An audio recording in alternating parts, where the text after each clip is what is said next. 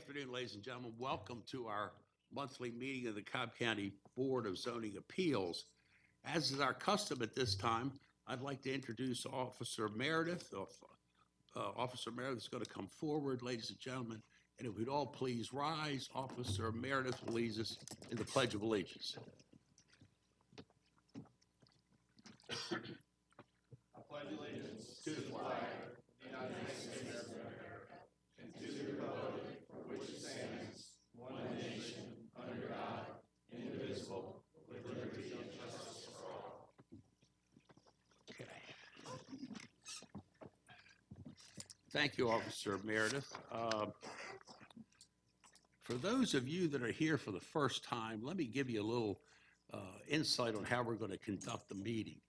John, the first thing that we're going to concern ourselves with today is the consent agenda. These are applications that not only this board has reviewed, but our professional, our engineering, and our staff has reviewed. And to our knowledge, there's no known opposition to these particular cases. So as the process goes forward, Mr. John Peterson, our head zoning administrator, will read each one of these cases into the record. And as he does, as he calls your name, you and the applicant will raise your hand and identify yourself. As we go on, if there's anybody here in opposition to any of these particular cases, again, if they would identify themselves by raising their hand and letting their opposition be known, if we have opposition to any of these particular cases, we will pull that case and hear it in its regular numeric order. So with that said, John, I'll give the, when we get into the regular cases and the held cases, I'll give our challenge on that as we come forward. So do you have any special announcements to make at this time? Yes, I do, Mr. Chairman. Thank you very much. There is one case on today's printed agenda, which has been withdrawn and will not be heard today. That's variance case V92, James Larry Bolin. That case has been withdrawn without prejudice and will not be heard today. Additionally, I want to ask the folks in today's audience, if you have a cell phone, please turn the volume off on your cell phone. The ringing does interfere with the broadcast and presentation, so please turn the volume off on your cell phone. And with that, Mr. Chairman, we're ready to start the consent agenda.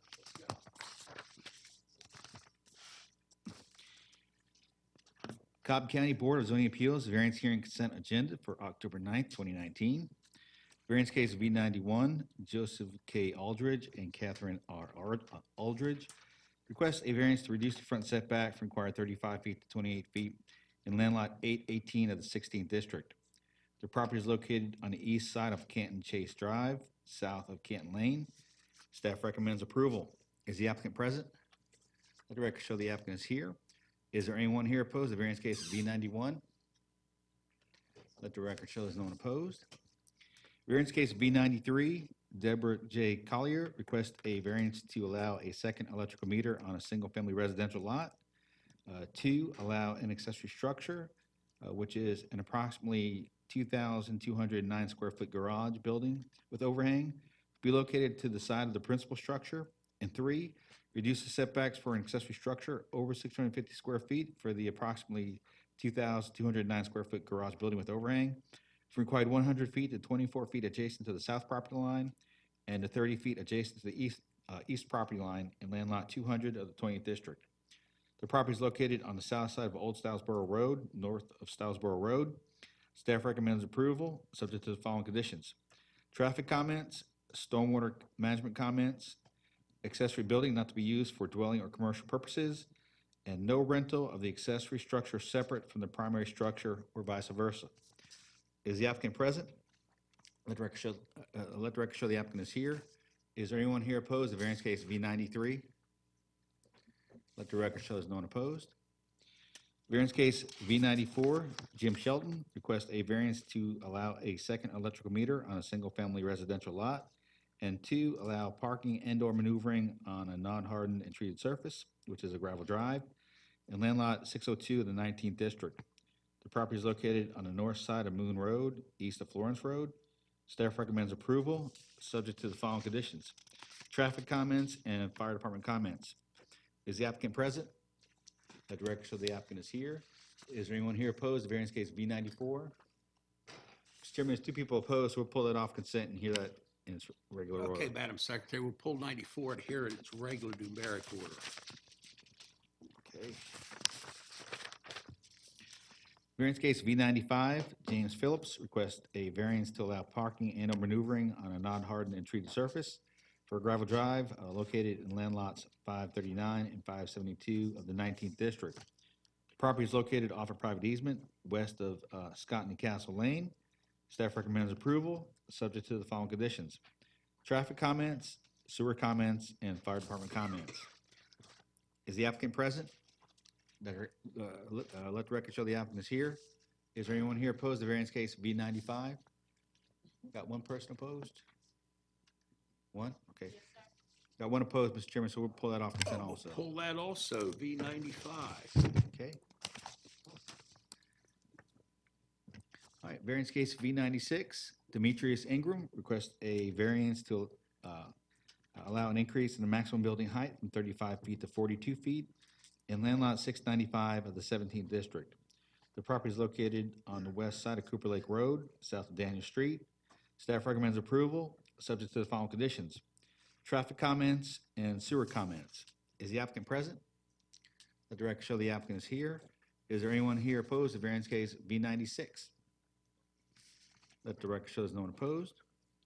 Variance case of V97, Ultimate Software requests a variance to increase the maximum allowable square footage for a wall sign from 380 square feet to 855.75 square feet in land lots 946, 947, 980, and 981 of the 17th District. The property is located on the north side of North Galleria Parkway, north of Cobb Galleria Parkway, and on the south side of I-285 and I-75. Staff recommends approval, subject to the following conditions: traffic comments and sign rendering contained in the variance analysis, with the zoning division manager approving any changes. Is the applicant present? Is the applicant present? Yes. Oh, the applicant is there. Is there anyone here opposed to variance case V97? Let the record show there's no one opposed. Variance case V98, Jennifer Davis requests a variance to reduce the rear setbacks required 35 feet to 31 feet in land lot 245 of the 20th District. The property is located on the west side of Valley Reserve, west of Mountain Reserve. Staff recommends approval. Is the applicant present? Let the record show the applicant is here.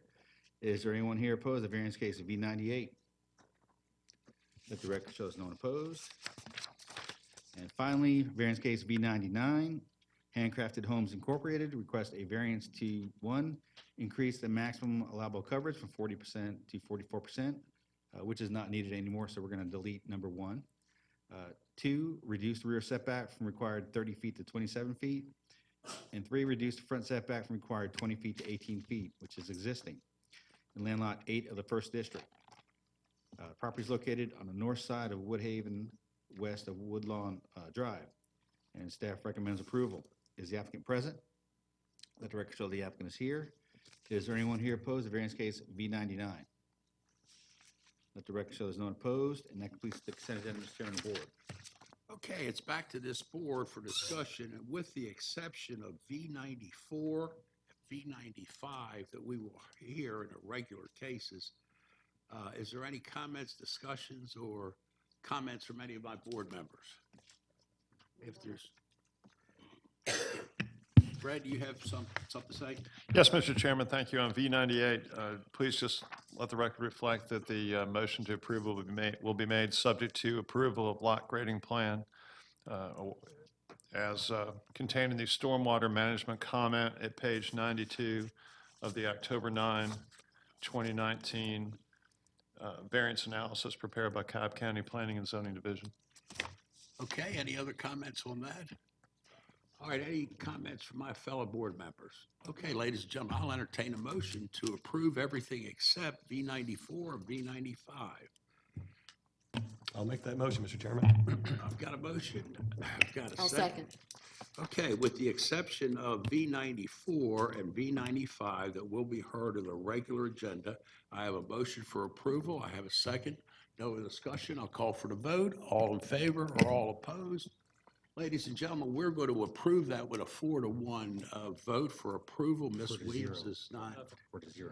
4-0, excuse me. And Ms. Williams is not here this month. So with that said, ladies and gentlemen, those of you that were on the consent agenda, your business is complete with us for today. Now, you're welcome to stay or you're welcome to leave. If you're going to leave, leave quietly and we'll continue on. And as you're walking out the door, everybody say, "Go Braves, go Braves." Quietly. Thank you and have a nice day. Oh, yeah, okay. Let's Fred go do that. We're going to take a quick little break. That we've got a little outside business to contend with. Am I still on TV or? I am, okay. All right, is this the time, John, where you do the song and dance or I do the song and dance? I can't dance very well, but I can tell a couple jokes. Okay. Can you sing one? I think I Brian can't wants to sing. tell a joke. You know, Brian's originally from California. He and Jimmy Fallon have been friends for years. So is there a joke or anything you'd like to tell us, Brian, while I'm trying to kill time? This doesn't happen too often on Cobb County TV, but it's happening now. And I'll get my fellow board member back in just a moment. So we're all excited about the Braves. Today's the 5th game.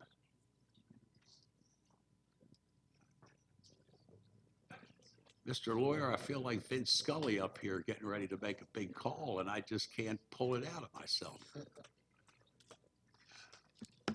Okay, it looks like we've completed our little sidebar business, and we are back into contention. With that said, John, would you like to go ahead and get us started? Let me explain this, ladies and gentlemen. As we're going to the held cases, regular cases, the process will remain the same. Mr. Peterson will read these cases into the record, and as he does, he or she and the applicant will identify themselves when they're called by raising their hand. Likewise, the opposition will be recognized when they're called. Once they're sworn in, our officer today is Ms. Bates. Ms. Bates, we're going to ask you to come forward. Ms. Bates is going to swear you in. Then the procedure will take place that our applicant will have a 10-minute period to make his application known to the members of this board. He will come forward, will go to the podium to my right, and that's where his 10-minute period will start. Once he's completed, then the opposition collectively, if there's more than one speaker, let me just remind you, only have a 10-minute period. So be cognizant of the fact that your other speaker will have a certain period of time. They will have a 10-minute period to come before this board at the podium and tell us why they don't want this to go through. So, John, with that said, if you would, let's start off with V81 as our first continued or held case, and we'll get that show started. Yes, sir. Variance case V81, Dwayne Buff requests a variance to 1, reduce the front setback from required 35 feet to 17 feet, and that is existing. Number 2, to reduce the rear setback from required 30 feet to 1 foot, which is existing. Number 3, to increase the maximum allowable impervious surface from 35% to 56.5%. Number 4, to reduce the required setbacks for an accessory structure over 650 square feet for a proposed 1,200 square foot garage, from required 100 feet to 85 feet from the rear, from 100 feet to 24 feet from the front, and from 100 feet to 1 foot adjacent to the east property line. And 5, allow an accessory structure, which is a proposed 1,200 square foot garage, to be located to the side or front of the principal building, in land lot 233 of the 17th district. The property is located on the east side of Overbrook Drive, west of Gray Road. Is the applicant present? And let the record show the applicant is here. Is there anyone here opposed to variance case V81? So we got 2. 2 in the back. And let the record show there's 2 people here opposed. All those wishing to address the board, please come forward to be sworn in. All right, those folks in opposition come forward. We'll get you all sworn in, and the applicant to get sworn in.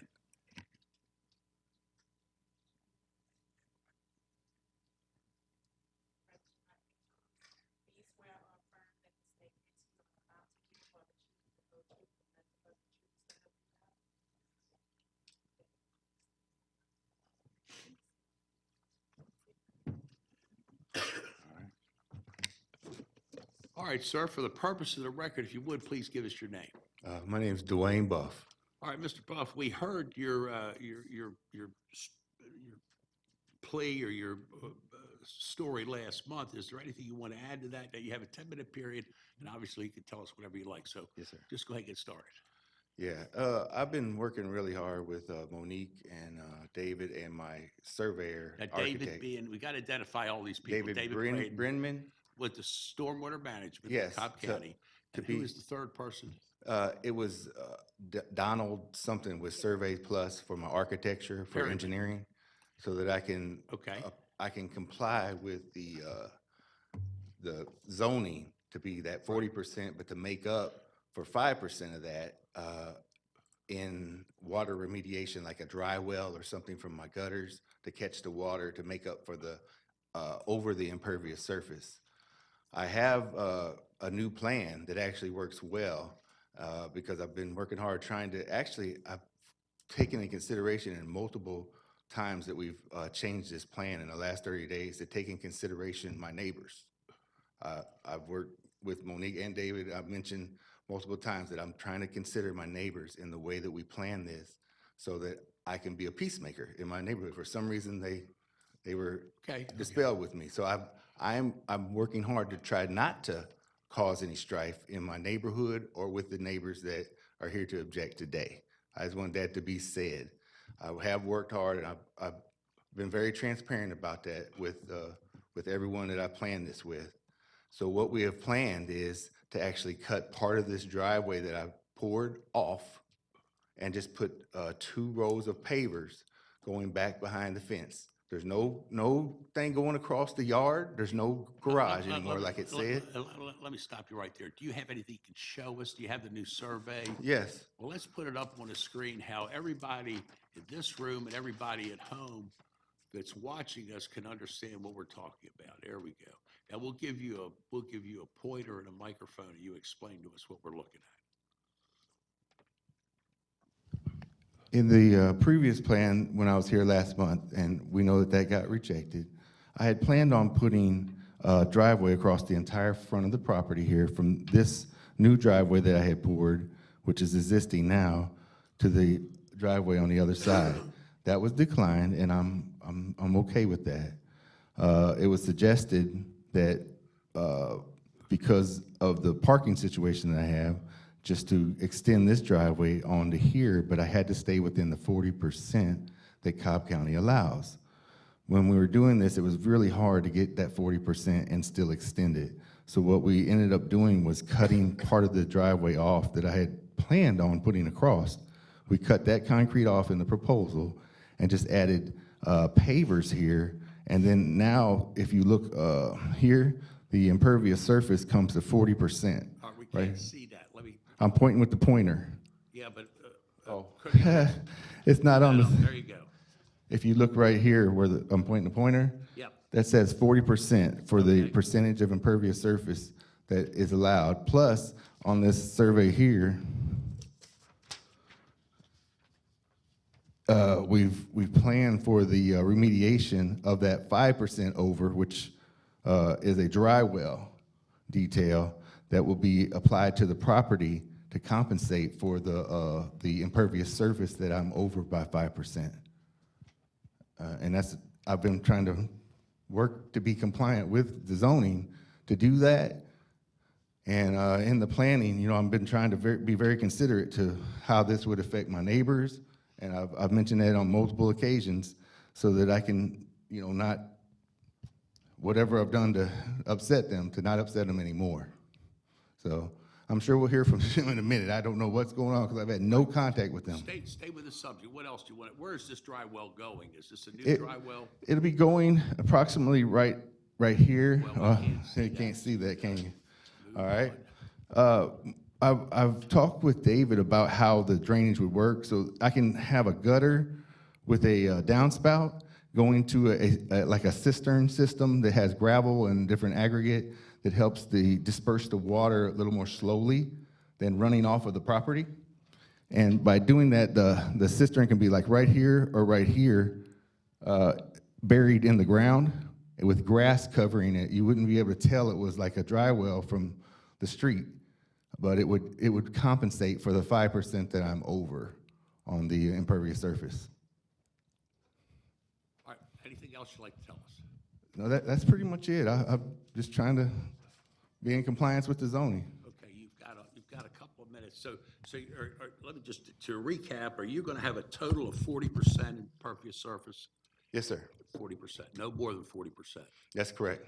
Okay, anything else you'd like to tell us, Mr. Buff? No, Okay, I'm good. all right, if you would just have a seat, and at this time, we'll hear from the opposition.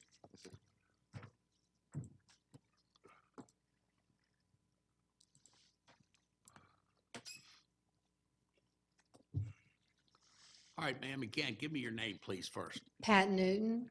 Pat Newton. Newton, okay, My mother lives next door. okay, yes, ma'am. We don't really have a problem with the driveway because it's already there. We haven't really had any rain to have a drain off problem, so that's not a problem. The only reason we oppose is because you mentioned the garage again, and that's what our problem is. So as far as the driveway goes, as long as we don't have a water problem, we're fine with that. As long as you don't have a flooding problem, I mean, we haven't had any rain right, to see about any drain off or anything, so the driveway's fine, it's already there. We Okay. just are opposed to the garage, and it was mentioned again, so that's why we came up. okay. All right? Anything else to tell us, ma'am?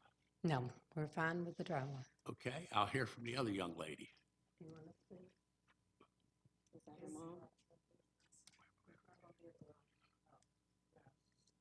All right, is there anybody else here who would like to speak in opposition to case B81? Hearing and not seeing anybody, it's back to this board for discussion. Ms. Monique Sheffield represents the district, so Commissioner Sheffield, if you would lead us in the discussion. Thank you, Mr. Chairman. Dwayne? Where? Okay. No, you don't need to come back up. Well, for starters, I'd like to thank you for working with us, the surveyors and Dave, and attempting to come up with a viable solution for your variance. There have been several revisions made to this plan, and we're finally at a point where I think the county's satisfied, you may be satisfied, and also your neighbors. But at this time, I'd like to call Dave up, and if you can just kind of go through everything with us, because there has been so many revisions.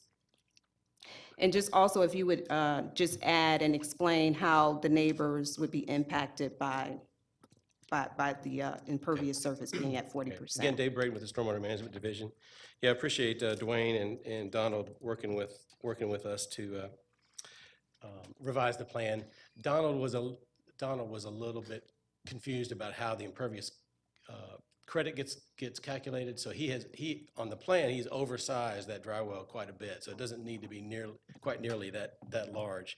If we could just maybe stipulate that the plan will be approved, the dry well plan will be approved by Stormwater Management Division as it's approved, because it won't need to be nearly that big. But anyway, the increase in it was already close to 41% already before we started. So we're actually reducing the amount of runoff from this site. But technically, it's over the 35% allowable. So whenever those come up, we always try to mitigate that additional volume, and that's what we're doing here. So he is going to capture about 820-something square feet of roof area infiltrated into a dry well, and it will actually be reducing the amount of runoff from the site from what it's currently seeing now. So there shouldn't be any problem with the neighbors. It doesn't run directly off to the neighbors anyway. It runs onto the street. So be a little bit different if it was running lot to lot, but that hasn't been the case, which is probably why they haven't seen an issue. All right, fantastic. good? Thank you. Yeah. So at the hearing last month, just as a recap, Dwayne, and so that we're clear, at the meeting last month, we agreed that the variance for the garage would be denied, and that remains the case for today. So we're good with the impervious surface, we're good with the revisions, the garage not being approved, and with that, Mr. Chairman, I'm ready to make a motion unless you guys have a question for Let's see, the is applicant any other or comments. comments, questions from any fellow board members? Okay, go right ahead. Yours is an answer, okay. All right, thank you, Mr. Chairman. I make a motion to approve variance case 81 based on staff recommendations with the stipulation that there are no more than 4 vehicles stored at the property, and that the mitigation plan is to be approved by Stormwater Management Division.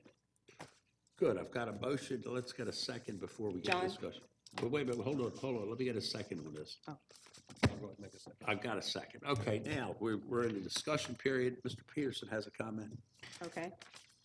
As far as your motion goes, Commissioner Sheffield, do you want to clarify that we're only approving variance request 1 and 2, and then variance requests 3, 4, and 5 are really not needed anymore, so we can probably delete those. Okay.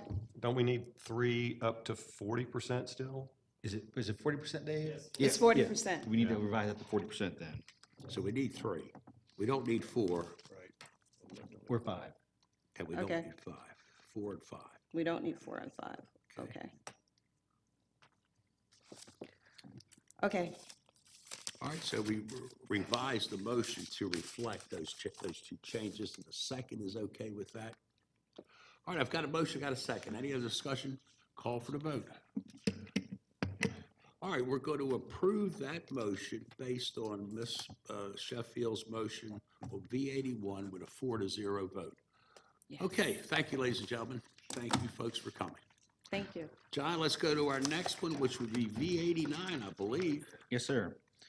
Variance case V89, Justin Dumbrow and Mikhail Dumbrow request a variance to 1, reduce the side setback from required 10 feet to 6 feet adjacent to the north property line, which is an existing condition, and 2, reduce the side setback for an open uncovered deck and stairs from required 5 feet to 1.5 feet adjacent to the north property line, which is existing, in land lot 601 of the 16th district.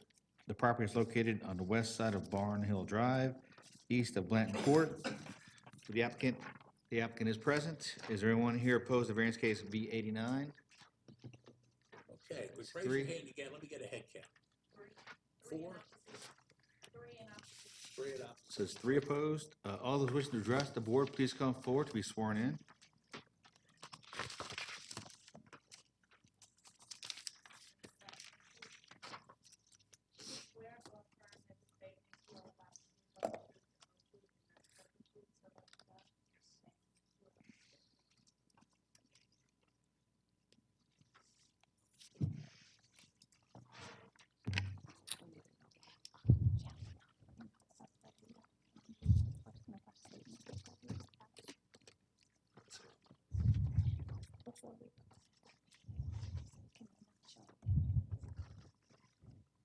All right, we got a little technical. We're getting ourselves technically taken care of first. Are we ready, Cornelius? Are we okay? Ready? All right, ladies and gentlemen, for the purpose of the record, if you would, sir, please give me your name. Hi, I'm Nicole Dombrow. Say it again, ma'am. Nicole Dombrow. Nicole, okay? And Justin Dombrow. And Justin, okay. All right, tell us what you want. Good afternoon, ladies and gentlemen of the board. Thank you for taking time to meet with us this afternoon. We are requesting an after-the-fact variance and permit to move the side setback line to 1.5 feet from the existing 5-foot requirements, allowing us to keep our new deck stairs where they currently are. A little timeline on this. In May of 2019, we hired Level Up Exteriors here in Cobb County. They're highly reviewed online as our general deck contractor to resurface our existing deck and relocate a very steep staircase to the side of the property. As a licensed and insured residential deck builder, we trusted him to secure any necessary permits, and we were advised by him that none were needed. It was determined that based on the steep topography of our backyard, the safest place to relocate our stairs was on the side of the deck, which is 3 feet from the ground versus the previous 10.3 feet. Due to the steep slope of the land, a large retaining wall was put in place at the time of the house was built, as it is structurally necessary. Our previous stairs ran directly into the retaining wall and were completely impractical. Since moving the stairs, we now have a minimal amount of steps to access the backyard. Our previous staircase required 16 stairs to reach the backyard. Our current staircase is only 7 stairs. Safety was the main factor in deciding to relocate the stairs to the side of the deck. We have young children and aging parents. Level Up Exteriors, our general deck contractor, began construction on the deck on May 22nd of this year. The footings for the stairs were poured on May 23rd. The deck project was completed 2 weeks later, on June 7th. The first time we learned that there was a setback rule was 3 weeks after our project began by our neighbor, Ms. Hodgkinson. On June 13th of this year, 1 week after the completion of our deck, we learned that the neighbor, Ms. Hodgkinson, was concerned about the placement of our stairs being on the side setback. All right, let me stop you right there. If you look at the screen, Okay, that's your house, is that correct? yes, sir. And that's the stairs that I'm looking at. We can see it clearly. Is that correct? That is the retaining wall. Here on the next image, we could show you. Oh, wait a minute, before we move off of that image, show me where your neighbor is that's complaining. Go back to that. I Okay. need to go back to that if I can. Our neighbor's home is at the top of the Okay, screen. and is that the person that's complaining that it's too close? Okay, I wanted to get that clarified on the Yes. record, how we all understand where you're going. Thank you. And we have some pictures to show you too. Okay, well, let to me go. clarify. You've answered my question, so let's go back to your, I don't want to take your train of thought away, so you go right Thank back you. to what you want to do. Okay, thank you.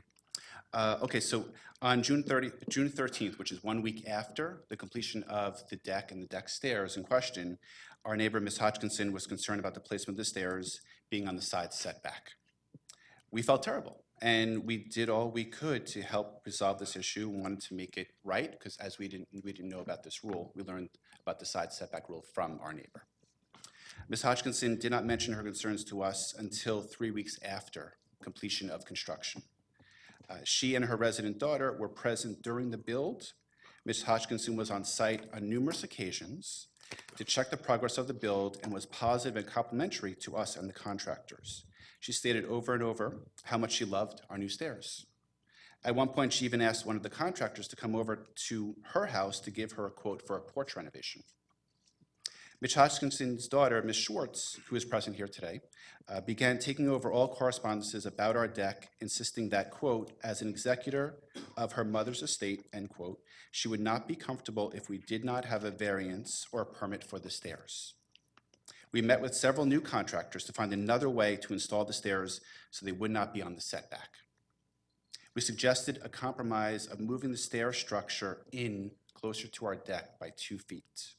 However, this and any other changes would be a huge financial burden since we just renovated our backyard and we simply cannot afford to make any more changes. Ms. Hodgkinson and Ms. Schwartz stated that they would be satisfied if we secured a variance for the new stairs, that's why we're here today, and that they would, quote, have no issue to oppose, end quote. So I'm going to show you some exhibits now, if that's okay. Okay, so this is Exhibit A. This is a current picture of our staircase. Our house is on the right, Ms. Hodgkinson's home is on the left, and this is an image taken from our backyard looking towards the streets. And you can see here that there are dwarf magnolias on her property, close to the property line. There's 5 of them in total. These typically grow about 8 to 10 feet wide and about up to 25 feet tall. We agreed that we are going to add more landscaping around the stairs just to reduce any views of the staircase from the street and from our neighbor. And the picture below, this is a view of the new stairs taken from the front yard pathway along the property line. Next exhibit, Exhibit B. This is a view of our newly finished deck resurface. This illustrates that the deck is nearly 3 feet level with the land. So meaning when you walk out on the deck, you step down so 7 stairs, which is 3 feet above the land.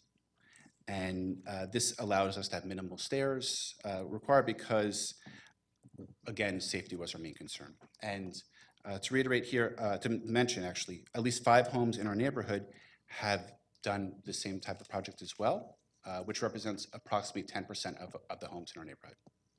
Move their stairs to the side as well. Okay, next exhibit.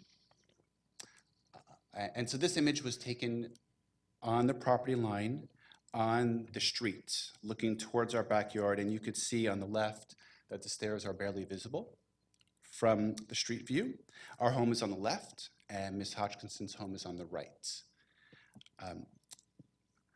The HOA has given their approval on this multiple times. They stated that it's aesthetically pleasing and fits in well with the neighborhood. The HOA has been out to review our deck and stairs twice, as per the request of our neighbor, and both times they've reviewed it and approved. Next image.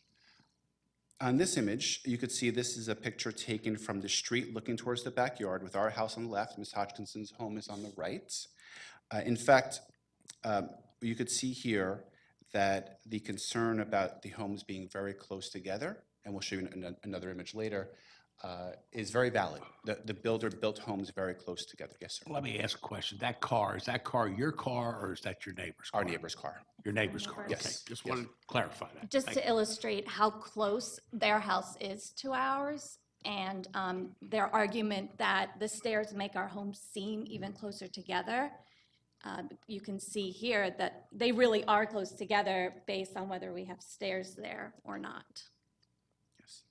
And what's not noticeable here too, you can see that the side of our home is 56 feet long, and approximately 20 feet high.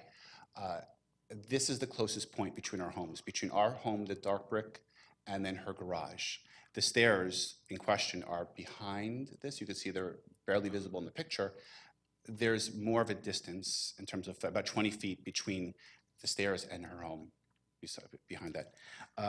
On the next image below this is taken from our front porch, and to the argument that the homes are very close. In fact, the driveway, Ms. Hodgkinson's driveway is 16 inches from our property line. Okay.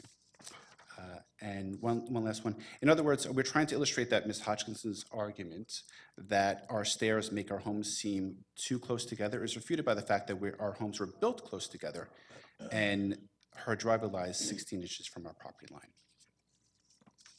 And in that picture, it's just an aerial view. Ours is the brown roof. Right, that's taken from Google Maps. Just as an idea of how close our homes really are together. Okay, and one more picture. This is the final image of a renovated backyard. As you can see, the topography is steep. A large retaining wall is structurally necessary. The steep section of the yard limits where we put stairs, as the previous stairs funneled down into that wall that was built by the builder. And it was, as I mentioned, it was unsafe. We had one of our child actually slipped down the stairs, and my mother did as well. So it was the utmost concern that we make sure this was safe in what we did with relocating the stairs. And in the weeks since the concern has been raised, we met with multiple contractors to find a resolution. We met with stairs experts and general contractors. We received quotes that range from $6,500 to $10,000, not including the removal of the current stairs, which would be a very large financial burden for us. Okay. Okay. Our time is almost expired, so. How much time do we have left? We actually have, your time is up, so. Is it? I'll give you a little extra time to finish it off, but hit your notes real quick for me. Okay, yeah, we have probably just 30 more seconds. Okay. We consulted with a real estate attorney who advised us about this relevant doctrine. So according to the doctrine of latches, a homeowner cannot, quote, stand by silently watching a homeowner build and then suddenly complain when it is 90% completed, end quote. In summary, Ms. Hodgkinson unduly delayed her concerns about the setback until construction was complete. Had she said anything to us during the construction, we have absolutely would have made sure any issues would have worked out and been resolved. Thank you. All right, thank you very much. You hit it right on the money. If you would, just please have a seat, and we'll hear from the opposition now at this time. Thank you. Thank you.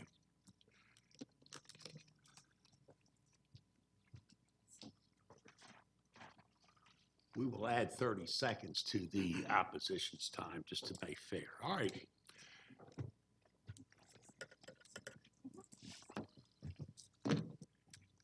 All right, let's get everybody identified. So, young lady, tell me who you are. I'm Andrea Hodgkinson. I'm the homeowner. Your next door neighbor. Yes, ma'am. And your Yes, first sir. name again is? Andrea. Okay. Uh-huh. Okay, this is give me my the next part. Give my me the next. daughter. Wait a minute. Yes, I'm Karen Schwartz. Karen? Yes, Okay. and I live there as well, and I'm her daughter. Okay. And the third lady. And I'm Joan Sheldon, and I live next door on the other side of Andrea. Okay. Again, your name was Joan? Joan Joan, Sheldon. okay. All right, ladies, go right ahead. I'm going to divert this to my daughter. I'm the homeowner, but I've not been in the best of health. Okay, And I'm a widow. My husband died 5 months after we moved into the house 5 years ago. So I'm going to ask my daughter, who has been living with me, to speak on my behalf. But I'm very sorry all this has come to this, because we were very good friends at one time. And so I don't know how this all got so messed up, I think. But I'll let my daughter speak and address some of the issues that the Dumbrows have indicated. okay. Thank you. Thank you. All right, again, give me your name and go right ahead. Karen Schwartz. Go ahead, Karen. Okay, thank you. So with regard to the timeline that the Dumbrows mentioned, we were not home the entire time the build was going on, nor were they. So as far as the dates and timing of being able to indicate opposition or recognize that the build was so close to the property line did occur when we were out of town for part of the time, as were they.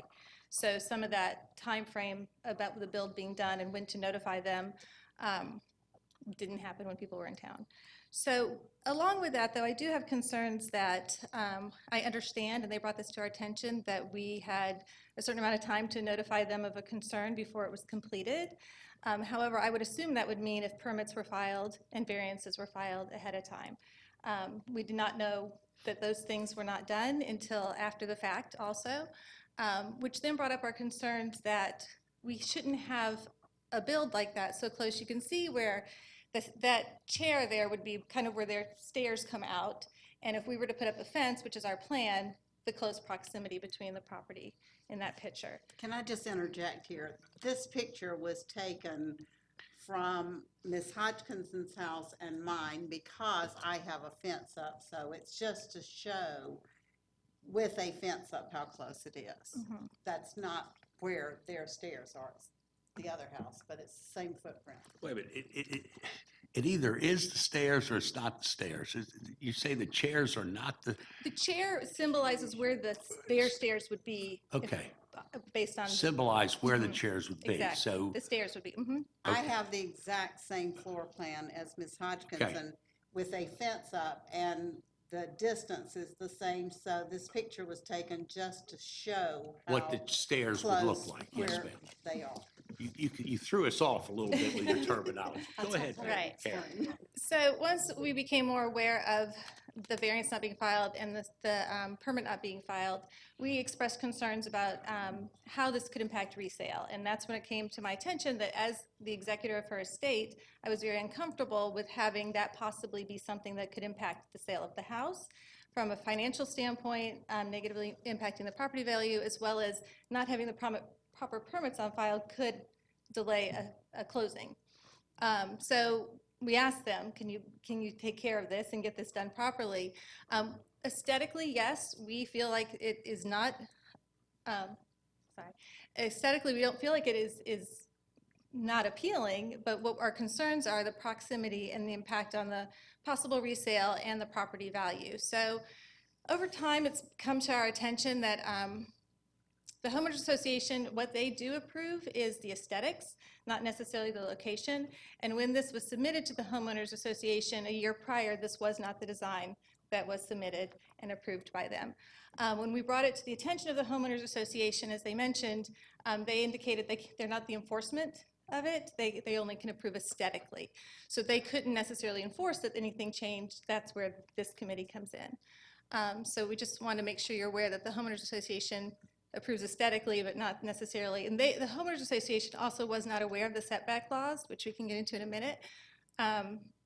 So that now has been added due to the concerns and how this all has transpired. They had a September 3rd board meeting, and they've added that step into their architectural plans in the committee before you submit one, that you have reviewed what those laws are. Okay. Because they were aware that this is an issue for neighbors when they don't have contractors who are aware of the permits or variances that then put them in a financial situation of having to move something that, if they were made aware of ahead of time. Yeah, let me just point out, this board does not concern ourselves with the homeowner association. Right, I get Or that. covenants. We don't get involved in any of Right. that kind of stuff. So I just want to make sure you're aware of I that. am, and I'm That only. doesn't carry a whole Oh, lot oh, of sure. weight, Oh, sure. other than the fact that that they've gone to them and you have gone to them. So you don't need to go in a great deal of Okay, detail. I only brought it up because they had mentioned that the homeowners Okay. association was involved, so I understand Yes, ma'am. completely. But they had mentioned it, so I just wanted to kind of review that a bit so that you had that history as well. But I understand that. So they mentioned that other neighbors have done the side stairs as well, but they don't have the setback issues, that it's not coming within 5 feet of it. So yes, other neighbors have built stairs on the side of their house, but they don't violate that setback variance. So that's our biggest concern with resale, which is what we've continued to express to them. It's not a cluster home community, and this is really putting the houses, because it's a structure, not necessarily just the driveway 16 inches apart, it's a structure 18 inches apart from the property line. That's our biggest concern. So, do you have any other questions for me, or do we? Okay. We're not asking questions Okay, this time. okay. Next So you wanna- speaker. Did you want to put the other picture up that showed the actual side? Okay. Because this is the actual home. Identify yourself and then start sorry. speaking. I'm Joan Sheldon, and I Go ahead. live next door to Ms. Hodgkinson on the other side. And the only reason I'm speaking is because, as I said a minute ago, I have the exact same floor plan, the same closeness to the two homes, and as that other picture illustrated, where my house and the house next door, where steps would be if they were built that way. So the only reason I'm speaking is because the homes are so close together, and my home has the similar footprint. I do not want to set a precedent in our subdivision for future infringements on the 5-foot setback requirements. I feel like 1.5 feet is just way too close to the property, and look out the kitchen window, you're looking right out at somebody else's steps. Just for the purpose of identifying where you are on this GIS map, this is the subject property. Is that correct? Can I come up there and look? No, no. Oh. Can you show her on the books, Cornelius? Oh. But Oh, what I okay. want to point out is that you're 2 houses away from the subject property. Okay, the house with the yellow lines around it is the Dunbrow's house, and then the house above it is the Hodgkinson home. And then And you're mine is the next, no, mine is the next one. I'm next door to the Hodgkinson house, but it's, there it is. Yeah, that's what I want to point out, that you are 2 doors away from the subject property. Correct. Okay, that's all I need to know. Go right ahead. And the only reason I'm objecting is because I do not want to set a precedent in our neighborhood of it's okay to build 1.5 feet from the property line. I don't want to have that next door to me. I don't think it's good for our neighborhood. Okay, go ahead. Anything else you want to tell us, ma'am? That's it. Okay, you've got 2 minutes Oh, left. Anybody I else? I wanna do say want to say one other thing. They've tried to protect, the Hodgkinsons have tried to protect me, but as the Dunbrows were speaking and said that they were not told about the problem until 3 weeks after the completion, the way that came about was because as the landscaping was being done, Ms. Hodgkinson showed me the landscaping and said, this is right at my property line. And I looked over at the steps and I said, the steps violate the setback laws. Ms. Hodgkinson did not know about that setback law until I told her, which is why nothing was said about the setback law until 3 weeks later, because I'm the one that noticed it when I went over to look. I would like to say one more thing too before our time runs out, that they had quoted that I had said we'd have no issue to oppose. What that was referring to is one of their plans to move it back in 2 feet. So it wasn't no issue to oppose if they applied for the variance at the 1.5 feet, but they had proposed, one of their plans was to move it in another 2 feet, which would put it 3.5 feet from us. We said, you know what, trying to be good neighborly and all of that, trying to be accommodating, that was the issue. We said we would not have an issue to oppose if they moved it in 2 feet. It wasn't to leave it where it was. That was never stated. So, Anything else you'd like to tell us? Do you have a solution to the problem? Anything you want to tell us that might be a solution to the problem? Well, we had felt they'd come up with a decent solution to move it in. It just feels very tight with the fence and the issues like that, and with the concerns about the cluster home kind of feel of the neighborhood, to move it in. I mean, the reality is that 1.5 feet is a very, very tight, small distance between a structure and another person's property.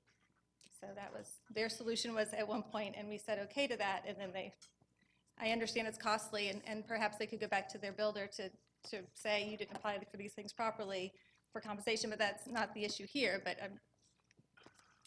our recommendation was to have it moved. And I'll just add that when they submitted their original request to the HOA, there were several different plans for how it was going to be done.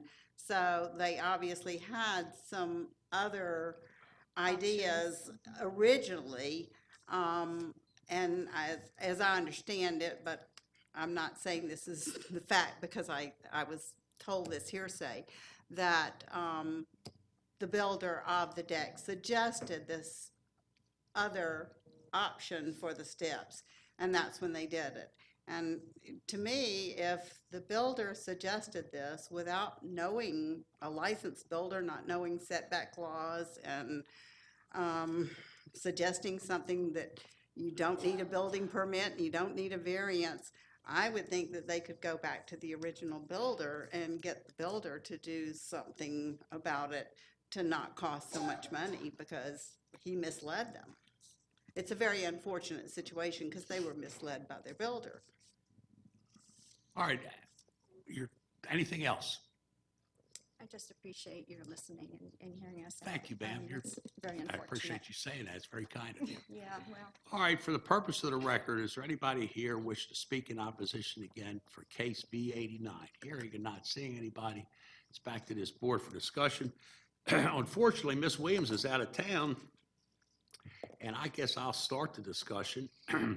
John, do we have, in our records, do we have the other homeowner, anybody else adjoining the property has given permission or have signed the books? Do you have knowledge of that?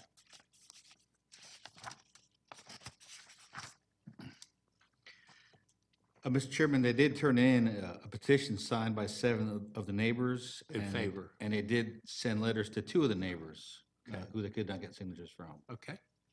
So we have signatures, seven neighbors that are in favor. Is that In favor. in favor? All right, folks, here's the situation that we're at.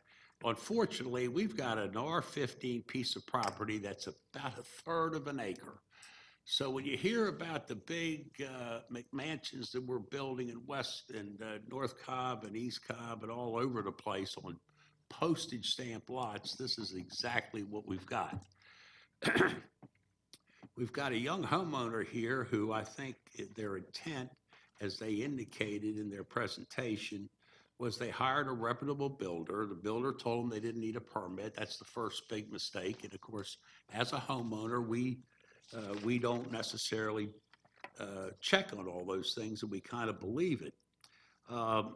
From development inspections as indicated, because we're so close to the property line that we need a 1-hour fire-resistant retarded construction, well, on a fence or on a stairway, I'm not sure how that fits in.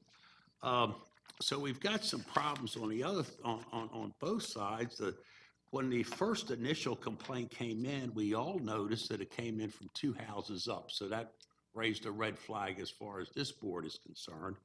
But nicely, the lady that lives next door was here with her daughter today and did a very nice presentation. What I'm looking for is a little bit of a solution, and I'm not sure anybody's willing to give if there was a solution where we could do some landscaping other than rip out a $6,000 to $10,000 drive walkway. I was looking for that, but I haven't gotten that. John, you have a comment? Can we bring the applicant back up, Mr. Dumbrow? Okay, sir.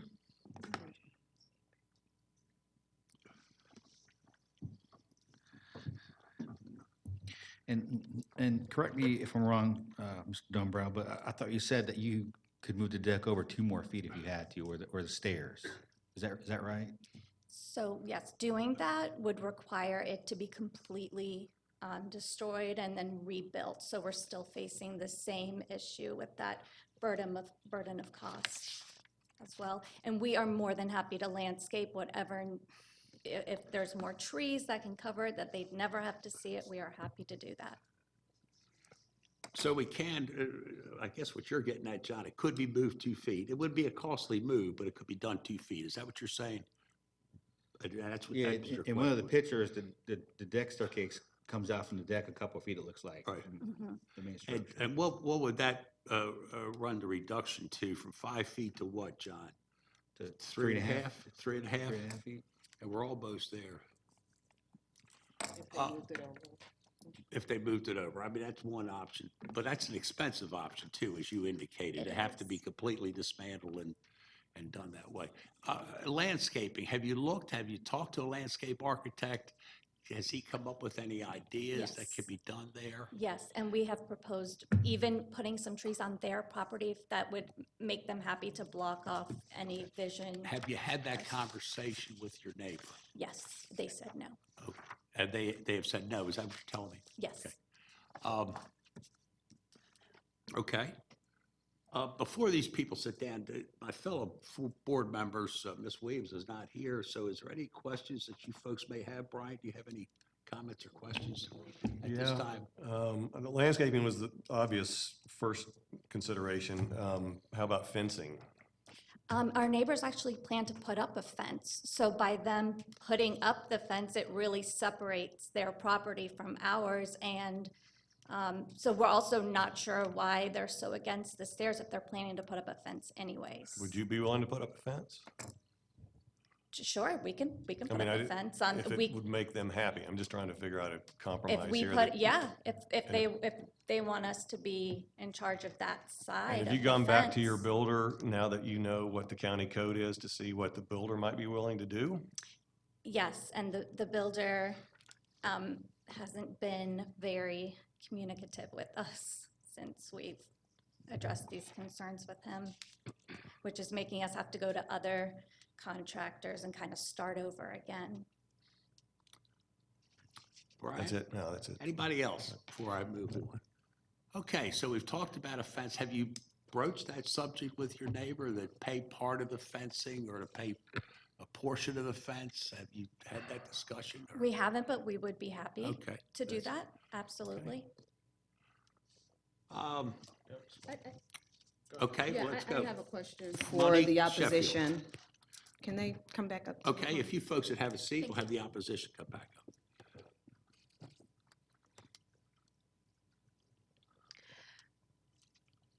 My question for you guys is, what's the greatest concern with the stairs? Is it that it's visible from the street, or because it goes over the 5-foot setback? Because what was discussed earlier is that there are magnolia bushes, and I believe it's on your property line? And they are miniature magnolias. They don't get to the size that they were saying, only 12 foot, Yeah. What would you say is the maximum height for those existing bushes? 12 feet. Oh, 12 feet, I'm sorry. Yes, they're the Yeah, they're smaller small ones ones. that Okay. we had put in. Miniatures. Okay, all right, so did you have those installed as a way to camouflage the stairs, or those were already there? Those have been there for about 5 years. Okay, all right. So would you guys have an issue if they planted additional landscaping around the stairs, just to camouflage it a bit? Well, given that there's only 1.5 feet, I don't know any trees that are going to stay within the 1.5 feet that would provide, you know what I'm saying? So. Right, well, my thought is, and I don't know if Cornelius, you have the picture of the stairs, if we can put that back up, but there may be some bushes that can be planted directly in front of it that would camouflage it. So it wouldn't necessarily have to be a tree. I'm just trying to think of a solution where we can have some type of bush or bushes that can camouflage it. I think one of the things with that suggestion is the concern there's not as much space, but one of the issues we've expressed consistently throughout is the concern for resale and having the structure so close together, a structure so close to a property line. And so that's our biggest concern, and like I said, again, not having that space. I understand with the fence and our desire to put it up, does separate the properties, but that doesn't, it doesn't actually come out to where the stairs would be actually. But honestly, for resale, I mean, she's on a fixed income. We really need to keep things in mind in terms of what exactly this could possibly impact a sale of a house, that somebody would choose someone else, which obviously can be an issue at any time. But that's been our biggest concern is, and we've expressed that to them, that Okay, thank you. And I mean, we were, you know, Fred, with Fred, 1.5 feet. I'm sorry, ma'am, what did you say? We were Speak a little closer to the microphone. So when you asked for the resolution, I think we had all said at one point moving it in the 2 feet was a good resolution, so that would put it at 3.5 feet. So when you're asking about compromise, that was something they had come up with that we had agreed to. So when really, I get that there could be expense involved with that, but that was the compromise. I know you were looking for solutions, but that was. Well, is the fence totally out of the subject? Well, the fence is, you know, Talk I'm closer sorry. to the The mic. fence is only metal fence. We can't put a privacy fence. So it You're still not allowed to shows. put a privacy fence We up, can only okay. have iron. Okay. We can Well, how only have about the if they concrete. paid part of the metal fence?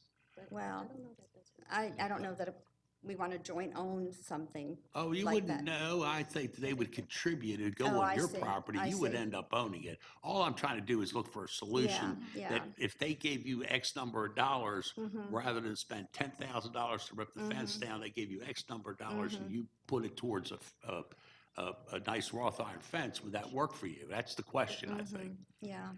It's not really a monetary thing for us to put it up there. Well, I think, here again, we've got an R15, and Fred has got some questions too, but I want everybody to keep in mind what we're dealing with here. We're dealing with an R15 subdivision.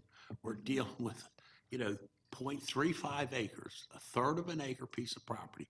I'm sure there's a lot of these fences, and I'm sure there's a lot of these stairways that are in this whole neighborhood. So I don't think that this is There are no total other thing. steps. Ma'am, I'm not talking to I'm you. I'm sorry. trying to talk to the other lady at this time. I'll give you an opportunity I again apologize. in a second.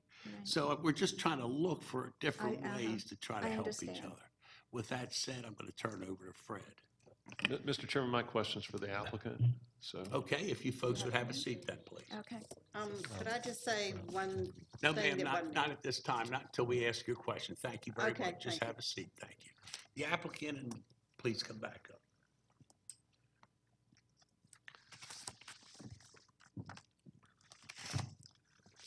On page 22, the variance analysis provided for us by the county staff, it says on the top of the survey showing modification to stairs. Right, can you just explain how that modification would work? Would you like me to bring the book down? Yes, and- this is the one that has like 2 more It's steps got the kind of little drawn handwriting. in. It's a plan with a little handwriting on it. Do you have Yes. that? We can put that up. Sure. The clerk is handing down a copy.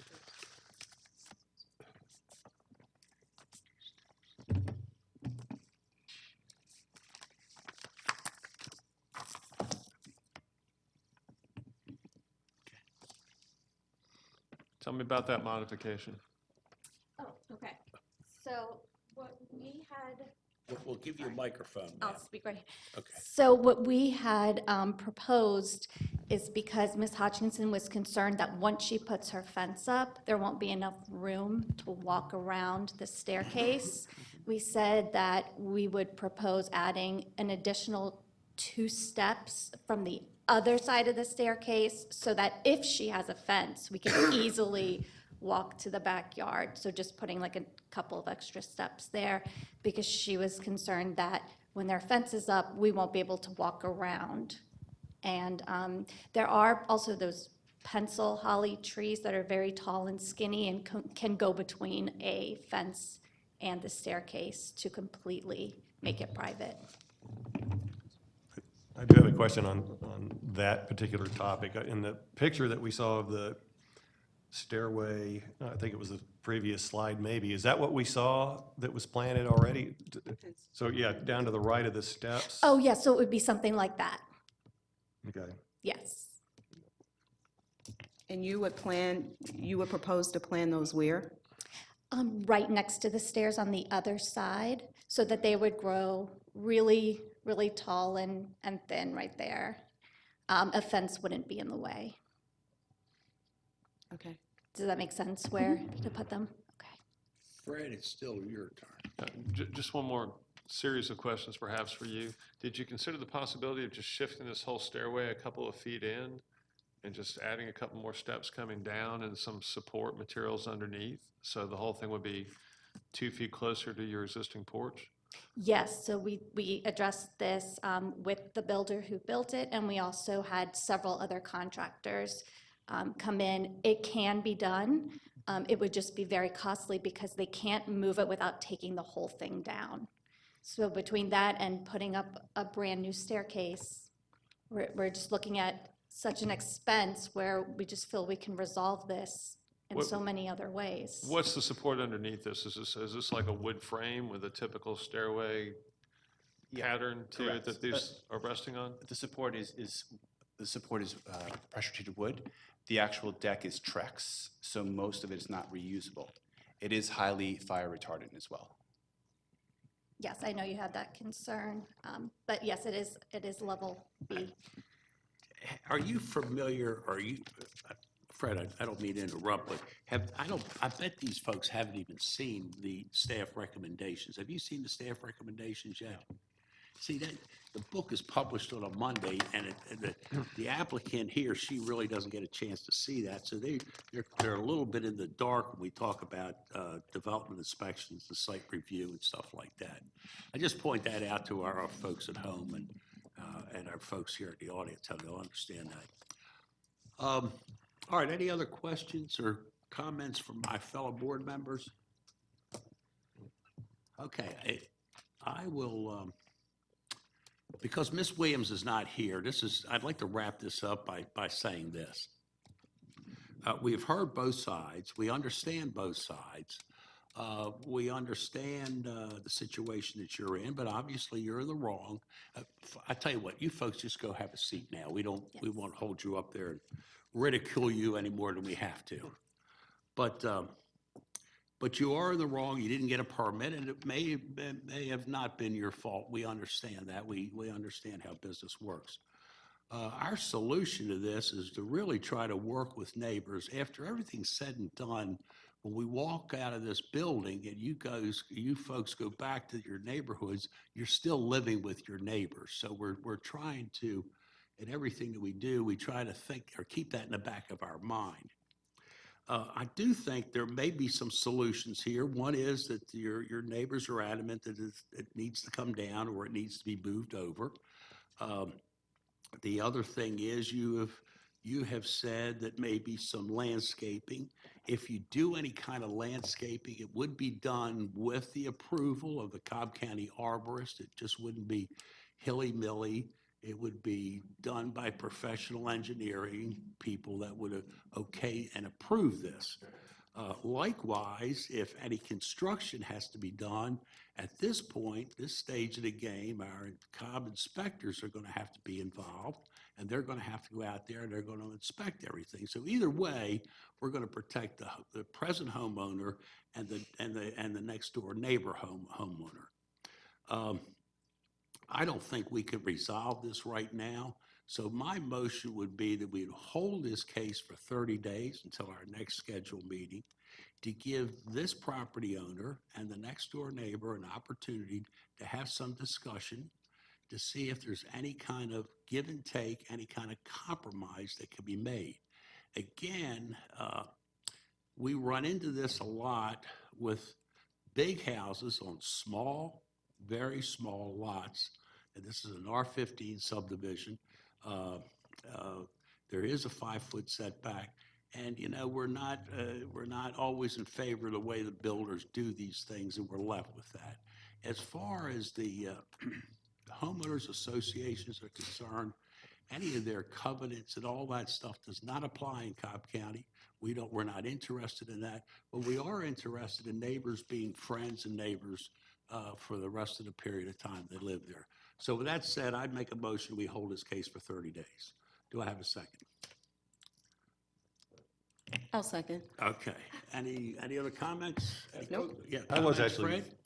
yeah, and I'll throw this out, not knowing about fencing and HOA requirements and all that kind of thing, but I just wonder about a low-profile fence. if the wire or the chain link or something is the only thing that's permitted, obviously that leaves this one out of the question, but I just wonder if there's something else that, because I don't know what a privacy fence is by definition necessarily. Is it, if it's a lower profile thing, could that possibly work that at least is up to the same level of? Well, that's kind of open for discussion. Yeah, just for them to go contemplate, but yeah. At a 30-day don't period, think we both can- sides could look at different fencings and maybe come up with an idea there. That's Just Fred? Thank you, Mr. Chairman. A couple of comments. Appreciate both neighbors and their concerns and their comments. I think, not being a contractor, not having any special expertise in contracting and not even stayed at the Holiday Inn last night, what I do understand is that I think that the existing stairway could simply be moved over 2 feet, the landing leveled with the existing deck, and then if necessary, a concrete stoop or concrete structure could be placed under what is now the last step, which would, of course, then to bring it up to height, and then you could, if additional steps need to be added, you could do that without completely destroying the function and use of the steps, other than moving them over and cutting out the 2 steps that are currently taking you down from the deck height to the first landing height. I think you could do that without a tremendously undue burden and expense. You've expressed a concern about the financial cost of having to bring a contractor out and do that again. So I would love to see it done in the manner where you could take the time, give you some period of time within which to get that accomplished. I just ask that you consider that as a possible solution, since you're probably going to get 30 days to think about it. Thank you. Very good point. Very good point. Okay, got a motion, got a second. Call for the vote. All right, we're gonna postpone any involvement in this case for 30 days till our next scheduled meeting. Thank you, folks. All right, John, let's go to our next one. 890, I believe. 90. Variance case V90, Kelly Mitchell requests a variance to allow an accessory structure, which is an above-ground pool and decking to be located in front of the principal building, and 2, allow an accessory structure, which is the above-ground pool and decking, to be located on a lot without a primary structure, and land lot 954 of the 19th district. The property is located on the north side of Pine Way Road, north of Oak Springs Road. Is the applicant present? Let the record show the applicant is here. Is there anyone here opposed to variance case of V90? Let the record show there's no one opposed.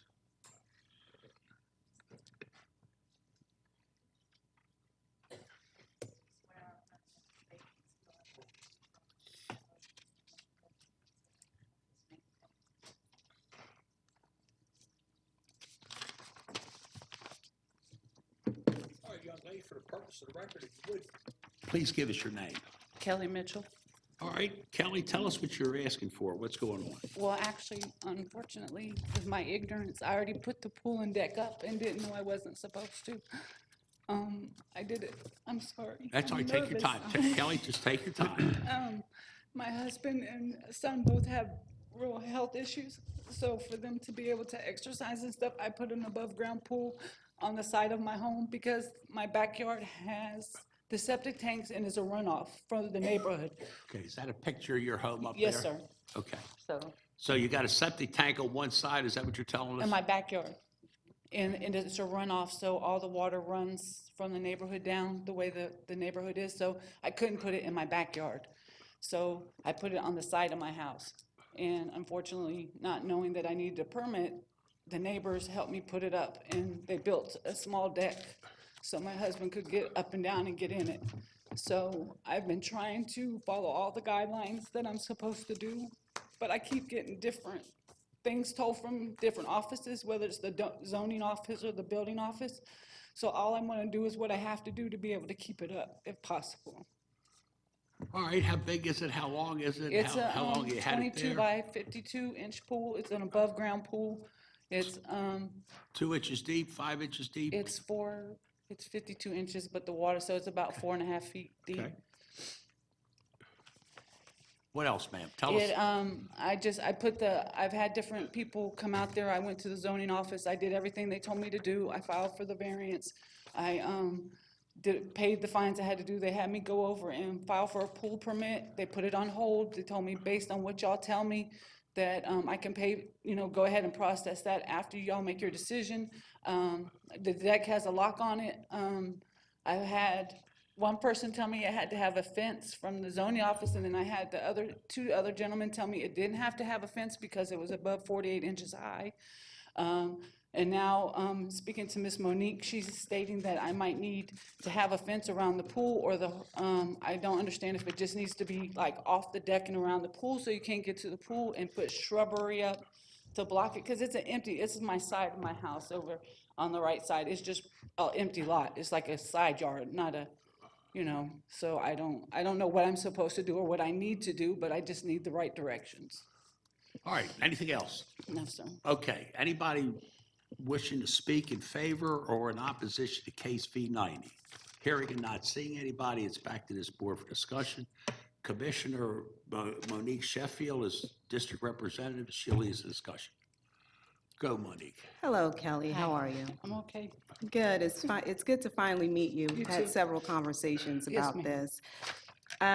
So I know that you've been told several different things on how to handle this issue. And one of those things was that you were told that since your pool is not, is higher than 48 inches, that you will not be required to enclose the pool. Yes, ma'am. And when we talked a couple of days ago, and even up to this morning, I communicated to you that it will. So John, if you would just confirm for us and for Kelly that she will in fact need to have the pool enclosed with an automatic door lock. Well, I think she already stated that the gate's locked when it's not being used. On the deck, yes, On sir. the deck. The deck doesn't go all the way around the pool. Okay.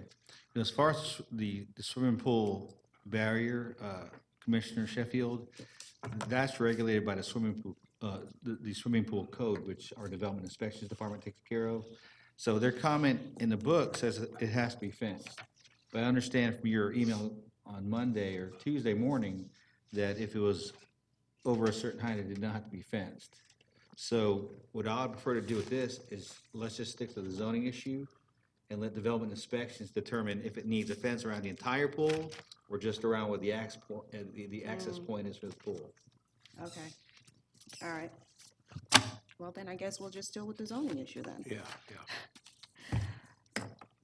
So the zoning issue, allow an accessory structure in front of the principal building. And I had a chance to look at the tax records, and it appears that the properties that are to your right, property addresses 5211 all the way up to 5214, it appears that it's owned by the same owner. Yes, Ms. Johnson. Right. Now, I'm okay with the pool, which I discussed with you, but I am concerned about the aesthetics of it. Even if you had to have the fence, or whether you have to have the fence or not have the fence. Okay. Again, my concern is what the neighbors will see when they enter or exit their property. So I'm willing to approve the variance, John, but I will ask that you plant either cypress trees or anything that's acceptable by the county to provide a barrier to the pool. Okay. Would you be willing to do Yeah, that? I have some, or actually already in the front of my house, the large ones, the ones I was explaining to you. Right. That's why I was asking you how far back they would have to go, because the power company is cutting them so much that they're starting to die because they're so big. So I would want to know how far back you would actually want it to block Okay. the pool. Okay, are you referring to the trees that are In front of right my along that home. yellow line? Yes, ma'am. Those are the ones that There's shrubs where the yellow line is, and right behind it, there's all tall Leland cypress. okay, Let me just point out that would Yeah. have to be approved by the county arborist. right. So we can't approve what you're going to do in there. The county arborist will approve what you can do in there. She's asking how far back she would need Oh, to go. From well, the, again, you the know, county arborist would have to tell us. I just don't want them Yeah. to be in the line of the power line, so they keep getting cut like that. Sure, Yeah. sure, I understand. Okay, do you guys have anything you want to No, add? ma'am. or- We're ready. No, Fred has a question. I'm sorry, Monique, I'll just wait for your comments. No, I'm done, I'm Your- ready to your- make your a mo- motion, so you can go ahead. Go ahead, Fred. Just, you're making it subject to stormwater management comments? Or was that Yeah, when I make the included? motion, yeah, That's fine, thank you. okay. Thank you, Mr. Chairman, and thank you, Kelly, for joining us today. But I'll go ahead and make a motion to approve variance case V90 based on staff recommendations with the stipulation that cypress trees are planted or any suitable landscaping approved by the county arborist that will serve as a barrier to the existing pool. Okay. Good. And staff comments. I said that. Okay. All right, I've got a motion. Do I have a second? I'll second. Fred, we've got a second. Any other comments? Not hearing a call for the vote. Here we go. 4-0. Young lady, you're finished. Thank you. We're going to approve it 4-0. Okay, just one question. How do I get a hold of the Cobb County arborist? Well, you wait 30 days, 15 days, John, when you get all the comments. Kelly, the office where you turned in this application, they're in that same building, in the same suites. So Okay. just go into the lobby and the arborist is the very, very front counter. Now, since you did this, I just go down there when I get for the pool permit and they'll tell me what else I need That's to right. do. The arborist and the building permits are all right there in the same place. Okay, thank you very much. Wait a minute, John, how many days she needs? Oh, I didn't put the to date. get this- Do we have to get this approved for her first 15 days before she can go get all her permits? No, she can go get them tomorrow. You can go, okay, you're finished, Kelly, you're Thank you. done. I appreciate y'all greatly. Thank you, Just don't know ma'am. how much. Thank you, Mr. Okay, Williams. next case, John. Moon Road. Okay. Opposite Variance end. case V94, Jim Shelton requests a variance to, one, allow a second electrical meter on a single-family residential lot, and two, allow parking and/or maneuvering on a non-hardened and treated surface, which was a gravel drive, and land lot 602 of the 19th District. The property is located on the north side of Moon Road, east of Florence Road. Is the applicant present? Let the record show the applicant is here. Earlier, there were some people here opposed. All those folks wishing to address the board, please come forward to be sworn in.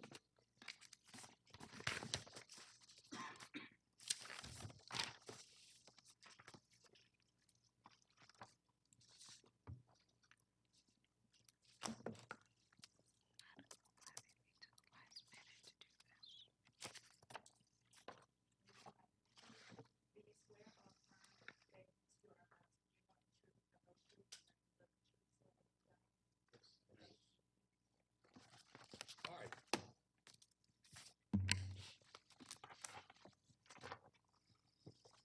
All right, sir, again, for the purpose of the record, if you would, please give us your name. Jim Shelton. All right, Mr. Shelton, tell us what you want.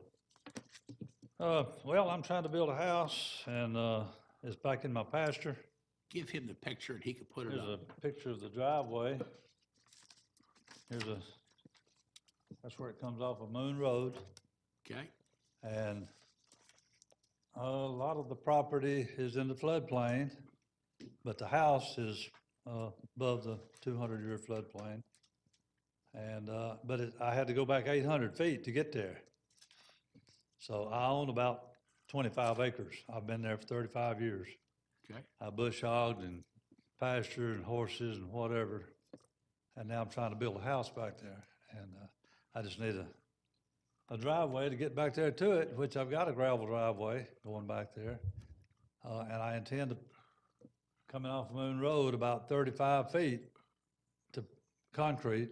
Yep. And the rest of it, because of the impervious conditions, floodplain, going through the woods, horses in the pasture and everything else, I just wanted to leave it as gravel. And then obviously the carport and stuff at the house and the driveway by the house will be concreted. And that's what I'm asking for. All right, anything else you want to tell us? You're asking for a second electrical meter, is that for the house? The meter, electrical meter for the house or for the barn, or what are you putting another meter in for? Well, I hope to have electricity back there So it's for the house? for the house, yes, sir. Okay. I'm sorry. All right, John, the application says second electrical meter. Is there already existing electrical meter on that property, John? Or do we know, or do we care? To tell you the truth, Mr. Chairman, I'm not sure, but he checked that he wanted a second meter on his application. So you have 2 meters on that property or 1 meter? Right? You have a I've meter got- on that property now? I have a house and a barn that have separate meters. They're on the other side, they're on the other 20 acres. Okay, But on this particular is 6.7 acres. There's no meter on it at all. Okay. All right. John, anything else you want to tell us? Anything else you'd like to tell us about the property? Well, it's, I Pretty think piece of property, I'm sure. I know Moon Road, it's a pretty Yes, sir. area out there. the little deer run around out there Yeah, and little deer, yeah. all the wildlife, and Yeah. it's just great for me. All right, John, thank you and have a seat. Thank All right, at this time, we'll hear from the opposition.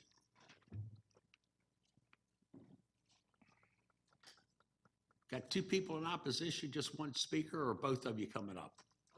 Come on up.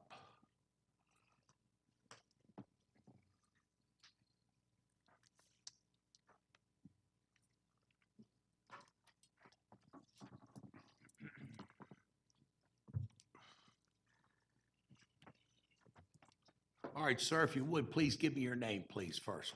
My name is Michael Ray. Okay, Michael, and the gentleman behind you, what's his name? Larry Gore? Okay, who's going to start? Michael? Go right ahead, sir. Yes. I live at 2594 Restoration Drive, Covenant Place, which to get out, you have to go on the Moon Road. And you're down to the right, I believe. Oh, there you are, right up there. Is that, All right. Can you see up on the screen? Tell me where you live up there. It's hard to tell from this. Okay. It's on up that road that you have the arrow on. Okay, keep going on up that road a little more. Yes, Okay, we're going up it. yep, right in there on the left. Okay. Can you see the house now? Is that about Right right there. where the little hand Right is? there. Okay, that's good. Okay. And I live on up the street there. And you're further on up? Yes, sir. In that subdivision? Okay. Well, I know where you guys live. All right, go right ahead, Michael. Hey, thank you, sir. My complaint is about the gravel driveway. I think that would be very hazardous and dangerous because it's a two-lane highway there on Moon Road. And, to autos and school buses that bring children back and forth from school. The gravel with rain and time would be thrown back up onto Moon Road. You have auto damage to your tires, body damage to your automobiles, and also your windshields.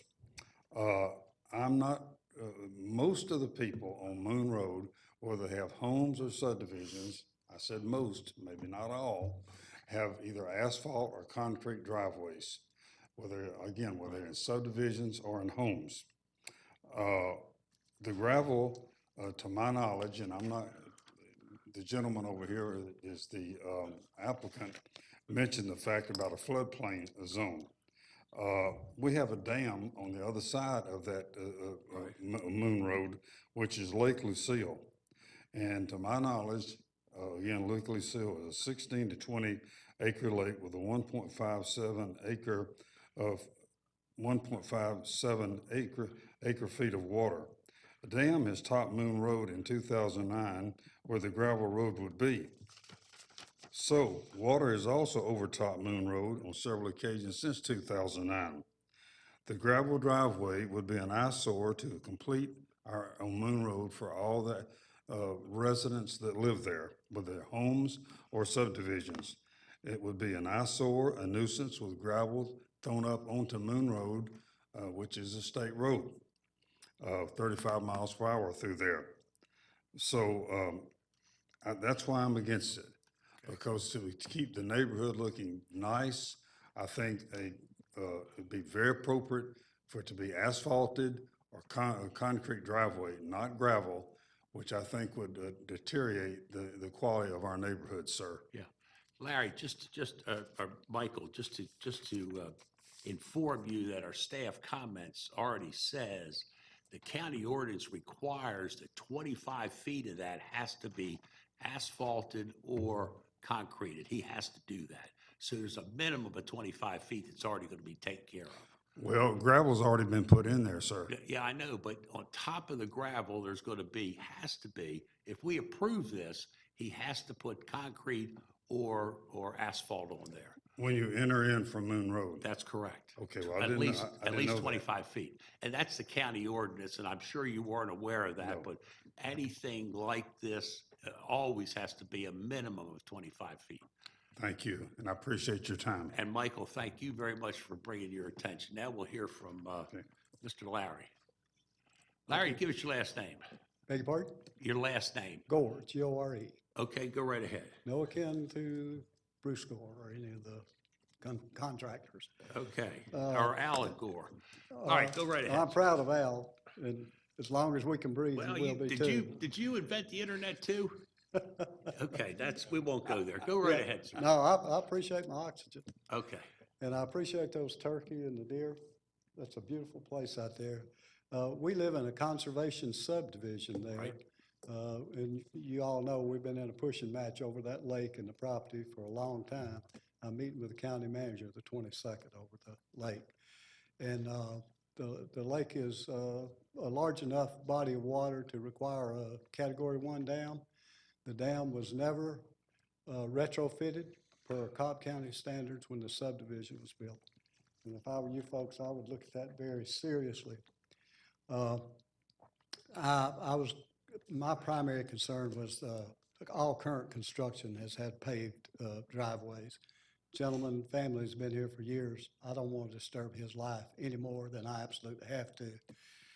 If we could buffer the gravel part so it couldn't be seen, so prevalently seen, the 25 feet of paved would be fine with me.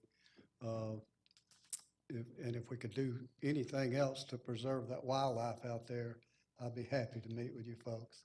And I'd be happy to meet with you anyway. We're going to be great friends. So that's all I have to say. But give a lot of consideration, and you might want to join us at our meeting with the county manager up there to make sure you have a safe place to build your house there. Thank you. Okay, Larry and Mike, you guys are great Americans, and I appreciate you coming in Thank here you. today. Thank you We very feel the much same for about you. your comment. Oh, he's Alabama. I'm a Vietnam veteran too. I was in the Navy. All right, you know, I've stolen some of your thunder, Miss That's quite all right. Sheffield, That's but quite all right. I know this area. I remember it. when we did the subdivision. I think I've met Mr. Shelton. He's got a lot of property out there. He's a true tree hugger. He wants to save the animals and the farms and all that stuff. Miss Sheffield represents that district, so I'm going to turn it over to Miss Sheffield. Boy, I'm on a roll today. Yes, ma'am, you are.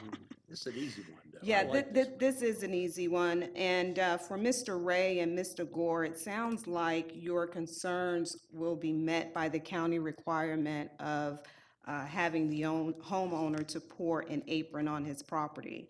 And I had an opportunity to speak with Mr. Shelton, and apparently his driveway is approximately 840 feet, right?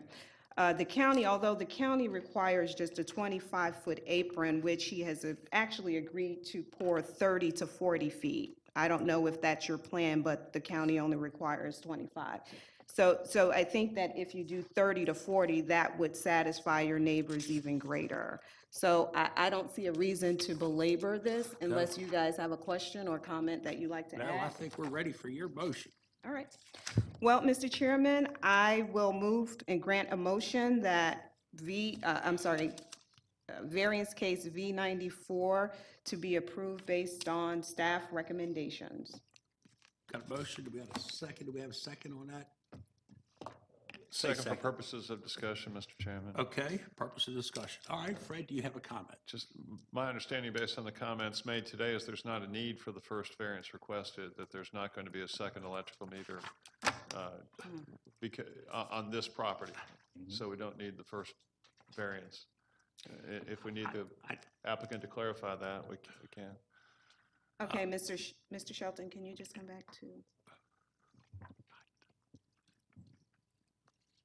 Just clarify for us, do you currently have an electrical meter on the property where you plan to build the house? I'm sorry, I didn't understand. No, that's okay. So for the property where you plan to build the house, do you have an existing electrical meter on that property, whether it's in the existing home or on the barn? Is it on the same property? The electrical meter? Yes. Well, I own the house next door also, on Moon Road, 4950 Moon Road. I do have a meter there, yes, ma'am. Okay, And but then I have a barn that's about 800 feet straight back behind that house, and has an electrical meter. Okay, And then on the 6.5 acres that I'm building my little retirement home on, I've been using generators and cutting trees and getting it ready. okay. Fred, I tell you, But the power company has already approved, they've got the engineering come out to bring, I think what you're trying to get at is whether or not it would be 1 meter or 2 meters. So he may be requesting a meter, not 2. Go ahead, Fred. I don't believe my understanding would be he wouldn't need a variance for the first meter. So I don't think he needs this at all. I don't think he needs number 1. He's just going to have a meter on this 6 acres to service the new structures, is my understanding. John, do you have any other recollection in your memory? Nope. So are we okay, take it off? It's really a minor thing. A meter is not, in my mind, is yes or no. It doesn't make any difference to me, but if we take it off, are we okay? If he needs it, does he have to come back before the board to get it? Yeah, and it sounds like he does not need it for this lot right here, but if he needs one in the future, he can always come back and Well, ask I the hate board to for one. do that, so. And we can just bring it in. Well, he doesn't have one, so technically it's not a second. Okay, so we'll modify the motion to strike variance number 1 and allowing a second electrical meter on the property. All right, motion. I have a motion, I have a second. Second. All right, let's call for the vote. All right, Mr. Shelton, you're going to be approved 4-0. You're good to go. oh, I appreciate that. And Thank put you. that 30-foot Okay. colored in there and take good care I of intend to it. do that anyway. Take care of the squirrels and the possums out there And too. the deer, we got deer too. Oh, plenty, take care. God bless the deer. All right, John, where am I? Yes, Help sir. me, John, help me. Variance case of B95, James Phillips requests a variance to allow parking and/or maneuvering on a non-hardened and treated surface, which is the gravel drive in land lots 539 and 572 of the 19th district. The property is located off a private easement west of Scott and Newcastle Lane. Earlier, there was one person here opposed. Is the applicant still here? Yes, sir. The applicant is here. All those wish to address the board, please come forward and be sworn in.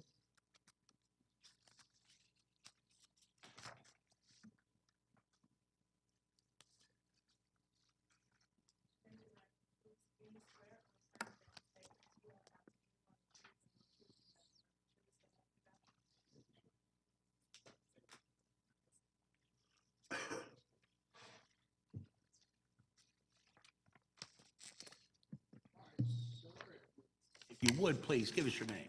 James Phillips. All right, Mr. Phillips, you want to identify, or bring the other folks, let me get their names on the record. That's my son, Jason. All right, but let him, he can speak for himself. I'm Jason Phillips. Okay, sir? Judd Phillips. Okay, thank you. You've got all 3 of there. All right, Mr. Phillips, go right ahead. James, tell us what you want. We're just looking at building a house for my son on our property. We have 10 acres there. And Okay, tell us how got- big it is, what you're doing. Give us a little more information. how big the house is? Well, yeah, No, give us an the idea. property is 10 acres, and I know that going through permits, we'll have to get it surveyed, get the lot recorded and all that before we can get any permits.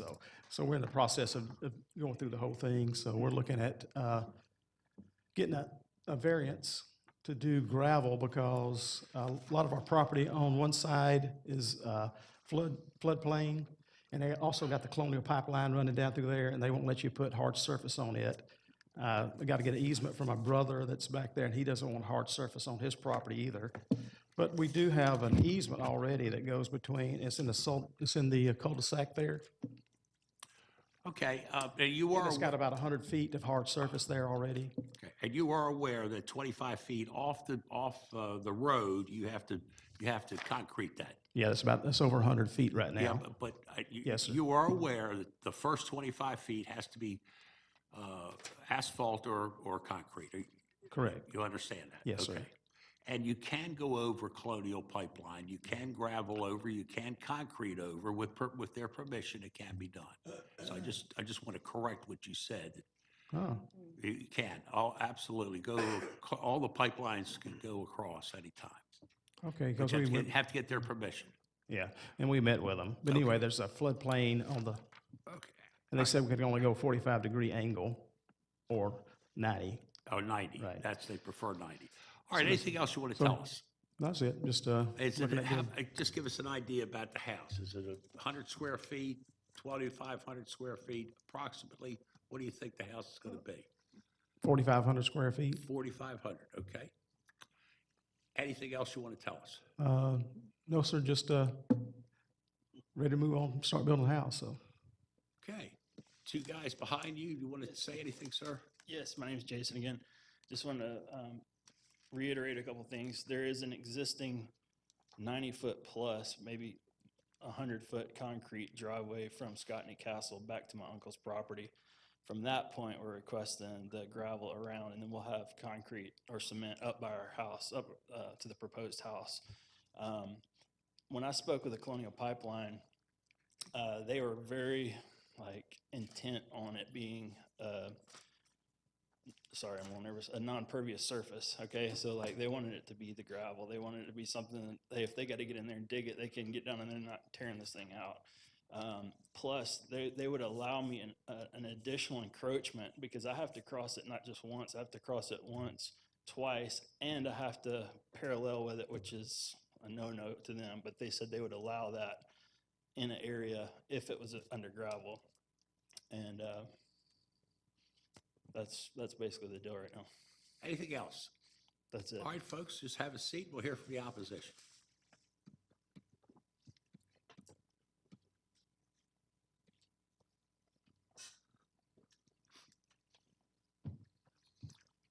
All right, sir, if you would, give us your name, please, to start. Rick Laird. Laird? Laird, L-A-R-R-E-D. Okay. Okay, go right ahead, sir. Okay, I've written it down because I get nervous, so it's easier for me just to read it off. Said, hello, first, I want to say that I truly believe that everyone has the right to live and build their house where they want to. That said, others than myself have had to wait until we have all the money needed to build what we wanted on our land because of Cobb County rules and regulations that are in place. Rules and regulations that are in place for a good reason, I hope.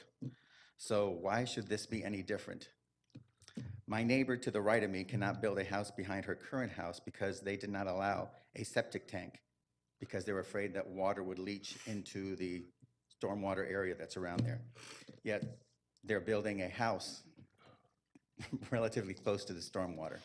I am not totally opposed to them getting a gravel driveway. I have a gravel driveway. It's a beautiful area.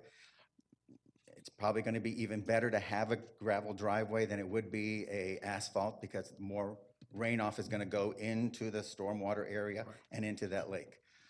I'm more opposed to the fact that, like they said, just mentioned to you all, they haven't done their survey and they haven't done some of their due diligence as to find out how much money they're going to really need for this 4,500 square foot house. They're going to have to be on a septic tank. And to have a septic tank with so many people living in that house, it's going to have to be leached into that area, which will run downhill into the stormwater area, which goes into that 10-acre lake that's there. If they want to build a driveway or if they want to do whatever they have to do, just have the money ready to do it. Why should their situation be any different from the rest of us that had to accumulate our money before we had enough money to do what was needed by the rules and regulations that Cobb has in place? That's all I have to say. I wish them luck. I would welcome them to the neighborhood. But, you know, what they want, if they want a gravel driveway, I support them on that. I would rather see a gravel driveway to be out there because it's going to absorb more of the rainwater. But what I'm opposed is they're going to have to ask for a variance, and I don't know when this is showing up because they started clearing the land and everything else before we ever saw anything. The only reason we saw that little apron that goes around was after they were doing a that yearly thing where they come out to your property to assess it. And the guy looked over and said, what's going on over there? And I said, we think someone's building something, you know.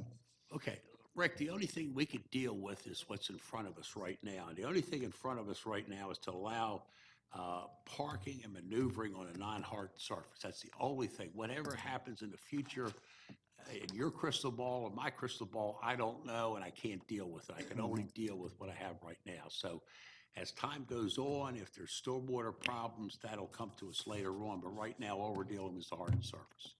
But if we're intelligent enough and we can think about what's going to happen in the past, in the future, maybe we can prevent mistakes from occurring. That's the only reason I'm bringing it up. If they're going to go on a septic tank, or they're going to come back here and ask you for a variance to be put on a septic tank, we could have avoided all the other stuff that they're going to go through. Well, I understand that, but again, I don't have the same crystal ball you do, so I can't. I don't have a crystal ball, I just use common sense.